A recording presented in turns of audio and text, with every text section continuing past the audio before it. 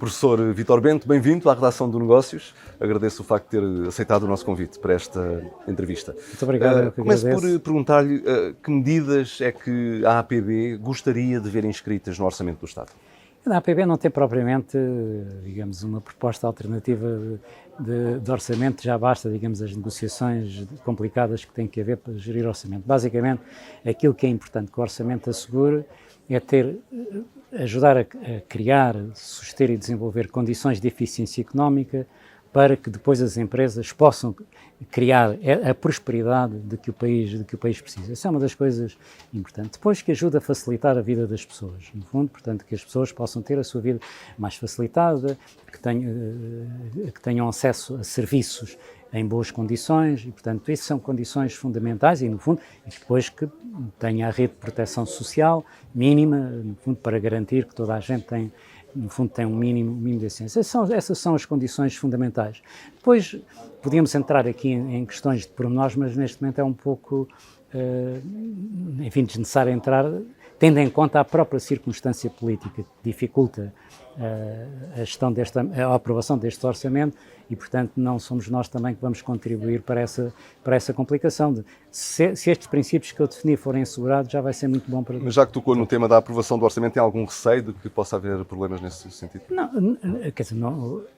Sabe também como eu, o conhecimento que eu tenho, no fundo, é o conhecimento que é público, as negociações são complicadas, são difíceis, existe uma maioria que é frágil, portanto o equilíbrio parlamentar é dos equilíbrios mais frágeis que eu me lembro do regime, portanto tudo isso causa dificuldades potenciais e, portanto, a aprovação do orçamento não é linear, seja o qual for.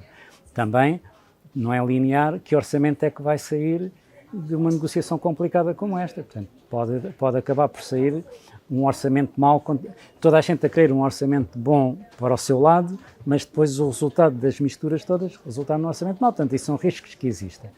Também não há nenhum drama definitivo se o orçamento não for aprovado, ou se não for aprovado à primeira. Primeiro, é possível funcionar com duodécimos, não é a primeira vez que o país funcionaria com duodécimos em situações mais difíceis. Por outro lado, o funcionamento com duodécimos não tem que ser o ano inteiro. O orçamento com duodécimos, o funcionamento com duodécimos, a única coisa que assegura é que se pode entrar no ano a funcionar. Mas isso não impede que não possa haver novas propostas de orçamento, novas negociações e, portanto, que não possa vir a haver um orçamento ao longo do ano. Portanto, isto só para no fundo, para dizer que também não estamos numa situação dramática. Obviamente que é desejável termos uma política definida, é desejável poder-se conhecer qual é o programa que o Governo vai executar, quais são as condições que tem para executar esse programa, mas, enfim, a democracia está consolidada e, portanto, e tem mecanismos de lidar com as dificuldades que vão aparecendo no caminho. O que provavelmente estará inscrito no orçamento é as contribuições do setor bancário. Uma delas mantém-se já há mais de 10 anos, há 13 anos, outra mais recente. Estou a falar naturalmente da contribuição sobre o setor e do adicional de solidariedade. O setor, os CEOs dos bancos têm sido críticos da manutenção destas medidas. Como é que olha para a perspectiva delas poderem manter-se tal como existem no próximo ano? Digamos, a visão que a Associação tem sobre o processo, como acabou de dizer, é que a banca, contrariamente àquilo que é a opinião percebida, é dos setores que mais sacrificada com impostos extraordinários. Para além dos impostos gerais, nomeadamente do IRC, tem um conjunto de alcavalas fiscais muito grandes. Portanto, desde 2011, estou a citar de cor, mas terá pago mais de 3 mil milhões de euros acumulado dessas várias contribuições. Só na contribuição, contas rápidas que eu estive a fazer, são mais de 2.500, só essa de forma isolada? Sim. Depois, mais as contribuições para o Fundo de Resolução, mais o adicional de solidariedade, enfim, mais várias coisas que vão sendo criadas. E há mais uma outra coisa que normalmente se dá pouca atenção, é que a banca paga IVA em final. Portanto, é quase como um consumidor a pagar IVA, enquanto as empresas que são na criação do seu valor acrescentado descontam, a banca é um pagador final de IVA. E, portanto, de facto, a banca paga muitos impostos e, portanto, dentro dos tais princípios de eficiência económica e até dos princípios de equidade, essa carga deveria ser aliviada. Aliviada ou mesmo anulada ou bastaria aliviar? Estas coisas provavelmente temos que ir por passos. Quer dizer, eu admito que politicamente seja complicado para qualquer governo, de um momento para o outro, eliminar toda essa carga. Mas se calhar valeria a pena começar-se a pensar no seu alívio e, no fundo, ter um programa gradual de normalização. Portanto, a banca, como qualquer outro setor, deve estar sujeita aos impostos gerais do Estado, nas condições gerais do Estado, e não tem que ser distinguido desfavoravelmente por via fiscal, até porque, entre outras coisas, mina a competitividade do setor dentro da Europa, porque hoje em dia nós vivemos tendencialmente no mercado único. Ainda ontem o relatório, ontem ou anteontem, o relatório do Draghi, portanto, sobre a competitividade da Europa, assinala precisamente que a Europa tem vindo a perder competitividade, que tem mercados demasiado fragmentados, que as autoridades nacionais têm, digamos, o costume de pôr regras em cima das regras que são europeias, pôr regras adicionais que vão minando a competitividade quer da Europa como um todo, quer de países em particular, e nós somos um dos países onde este acrescento de regras, aquilo que, enfim, em linguagem tecnocrática se chama gold plating, é muito utilizado, e na parte fiscal também, e portanto, mas isso mina a competitividade do país, mina a competitividade do setor, e era bom, dentro dos princípios de geração de eficiência, portanto, que fossem criadas condições de competitividade para o país, porque isso beneficia toda a sociedade, quer dizer, porque se o país for competitivo, gerará mais prosperidade, e a prosperidade é disseminada.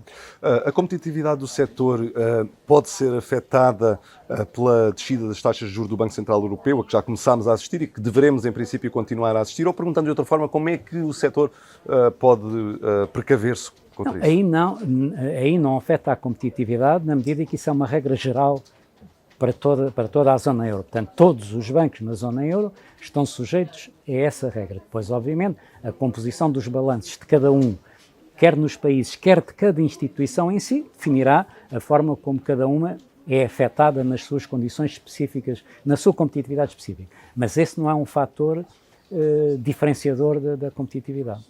Há pouco mencionou o tema do IRC, apelando agora ao seu perfil de economista, olhando para a economia como um todo e não especificamente para o setor da banca, o ritmo de redução do IRC que está previsto pelo Governo para os próximos anos, um ritmo de 2 pontos percentuais por ano, será suficiente para o estímulo económico que Portugal precisa?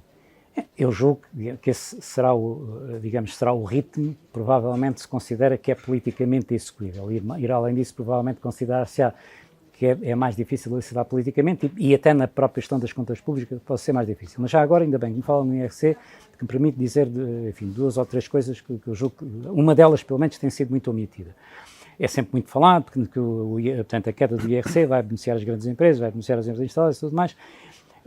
Em parte isso é verdade, e eu já vou comentar essa parte, mas a redução do IRC, acima de tudo, é importante para as empresas que não há. Para as grandes empresas que não há. Isto é, porque é essa redução que poderá permitir a criação de grandes empresas, poderá facilitar, poderá estimular, incentivar a criação de grandes empresas. E nós precisamos ter grandes empresas, porque são as grandes empresas que podem ter maior produtividade, e ao ter maior produtividade podem pagar maiores salários. Portanto, toda a cadeia, no fundo, de prosperidade, com mais criação de valor, com mais lucros, com mais salários, é gerada precisamente por esses critérios de eficiência e de competitividade. E a redução, no fundo, dessa parte fiscal poderá levar a sediar empresas em Portugal que hoje poderão ir para o estrangeiro, e empresas que queiram crescer poderão ser incentivadas, no fundo, a crescer. Porque nós, além de termos um IRC muito elevado, nós temos depois uma série de alcavalas de derramas que são progressivas, o que significa que estão a taxar o capital. Porque a taxa cresce com o volume dos lucros, mas o volume dos lucros cresce com o capital aplicado. Portanto, as empresas que pagam taxa de IRC mais elevada são empresas que têm mais capital aplicado no negócio. E, portanto, isso é um elemento desincentivador da acumulação de capital. E sendo desincentivador da acumulação de capital, é desincentivador da produtividade, e sendo desincentivador da produtividade, é desincentivador da subida de salários. E isto é uma coisa que eu acho que é importante que a população perceba, para não ser enganada como é frequentemente. Agora, eu percebo politicamente, obviamente, que as empresas grandes que hoje existem, a redução do IRC traz um benefício imediato. Eu percebo que isso socialmente possa criar algum constrangimento. mas temos que olhar para o lado do benefício e não olhar apenas para o lado dessa parte transitória, o benefício que se pode trazer à generalidade da sociedade. Vamos agora a um tema que é extra-orçamento, mas relacionado com o setor, que é a garantia pública de apoio aos jovens na compra de casa. Após este período tão grande, esta demora, será que corremos o risco de esta medida acabar por, de alguma forma, atingir menos pessoas do que o esperado, ela poder ser, nesse aspecto, uma desilusão? Não sei, quer dizer, a resposta concreta eu não sei. Eu não tenho nenhuma estimativa, nem sei se o Governo tem uma estimativa de quantas pessoas poderão ser abrangidas para depois poder fazer essa aferição. Eu acho que aqui a vantagem principal, e julgo que será isso que o Governo tem em vista, é aumentar o campo de possibilidades, isto é, aumentar o campo de possibilidades para as pessoas, mas depois as pessoas têm que fazer o seu próprio juízo das suas capacidades e do seu potencial. Quando foi no Governo anterior também de uma série de medidas que foram dadas como apoio ao crédito à habitação, sobretudo quando as taxas de juros subiram, a aplicabilidade dessas medidas foi muito aquém, foi relativamente pequena, porque entretanto surgiram muitas outras soluções. Portanto, os próprios bancos criaram muitas soluções de sua iniciativa própria, de tal forma que acabaram por tornar desnecessário o recurso a essa medida pública. E esses números foram, de resto, visíveis nas próprias apresentações. Mas a vantagem que essa medida pública teve foi universalizar. Isto é, porque enquanto os bancos, portanto, tinham soluções desenhadas aos seus clientes, de acordo com as suas condições, isto deu uma condição de universalidade. Essas medidas do Governo deram uma condição de universalidade. Aqui também, mas eu não tenho uma expectativa de alcance e percebo, quer dizer, que o problema maior, provavelmente, com o acesso à habitação dos jovens e menos jovens, é o próprio preço da habitação e, portanto, nós temos um problema de escassez de oferta, nós precisamos é de criar mais oferta de casas para que os preços possam baixar. Tem que acontecer sobretudo no lado da construção. Como é que olha para o aumento de despesa pública que estamos a assistir? Enfim, são públicas as informações de numerosos setores que têm feito exigências ao Governo com todo tipo de apoios. Como é que olha para esse facto? Há aqui motivos para alarme? Olho com muita curiosidade para ver como é que as contas todas se vão quadrar no final. Quer dizer, eu percebo que nós estamos a assistir a um aumento da despesa, uma redução de impostos, e, portanto, isto vai ter que quadrar de uma forma qualquer. Obviamente que o crescimento pode ser a chave que ajuda a quadrar tudo, mas eu estou com curiosidade de ver o fecho das contas e, sobretudo, em termos de continuidade, não é? Porque estas medidas todas que vêm sendo aprovadas não são one-off, portanto, são medidas que criam responsabilidades futuras e duradouras. Eu quero crer que as pessoas que as estão a desenhar e a aplicar que terão isso tudo pesado e que estão a fazer isso com sensatez, mas, portanto, eu não tenho acompanhado as contas e, enfim, já há muito tempo deixei de fazer contas de orçamento e, portanto, olho com curiosidade e, portanto, espero que no final tudo quadre. O que é que a banca deve fazer com o capital que acumulou, sobretudo nestes últimos 2 anos?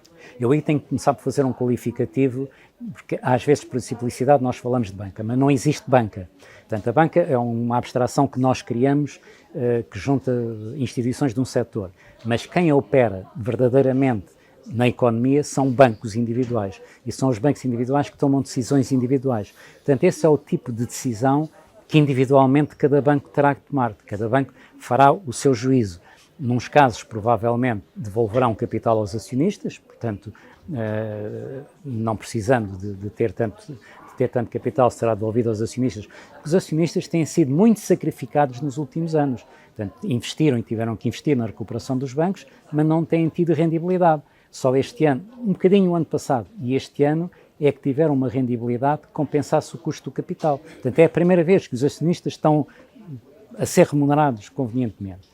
E, portanto, é natural que alguns bancos entendam que a solução mais justa economicamente seja devolver capital. Outros podem ter projetos de expansão, mas se os tiverem, têm-nos, enfim, não os vão dizer antes de considerarem que isso é oportuno. Portanto, não conseguimos saber quem tem e quem não tem.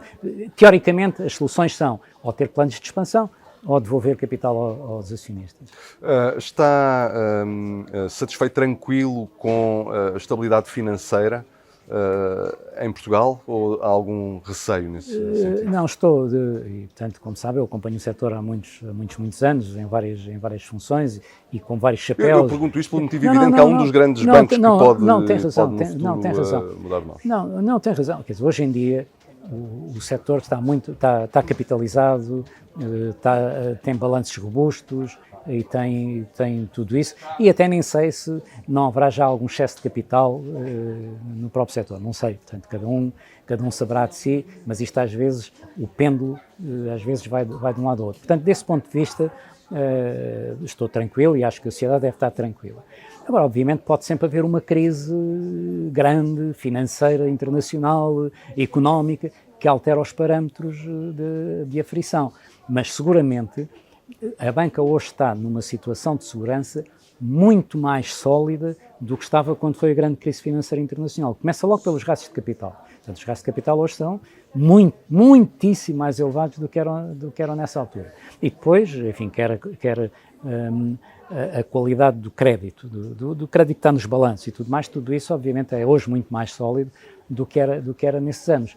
E, portanto, só a iminência de uma grande crise económica é que pode fazer abanar o edifício. E, portanto, esse edifício não abanaria de dentro, digamos assim, a partir de dentro, com alterações... Não, aliás, se quiser, para utilizar uma imagem, e as pessoas muitas vezes compreendem estas coisas mais por imagem, a construção da banca é mais antissísmica do que era naquela altura, o que significa que eles têm mais capacidade de resistir a um sismo violento do que teve nessa altura, e portanto eu julgo que esta é a melhor imagem. Agora, como nós sabemos também da vida física, que se houver um sismo de grau, já não sei qual é o grau máximo, se é 9 ou 10 ou o que é, quer dizer, há muita coisa que poderá não ser, mas isso é uma coisa que ninguém está à espera que venha a acontecer, e quando uma coisa dessas acontecer, a coisa se calhar menos preocupante é o que acontece a A ou B, não é?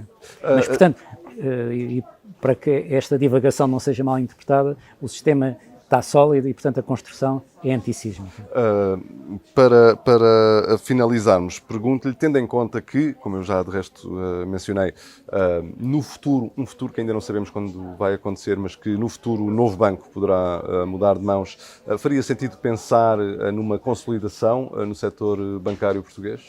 Seria positivo? Não, eu percebo, quer dizer, da posição que tenho, eu não posso pronunciar sobre isso, não posso sequer ter opiniões pessoais, públicas sobre isso, porque isso depende das estratégias que cada um tem, e cada um dos bancos, quer o novo banco, quer potenciais players no jogo, como está a dizer, são meus associados, cada um deles terá a sua própria estratégia e, portanto, eu não posso imiscuir nem dar palpites que possam interferir nas estratégias de cada um.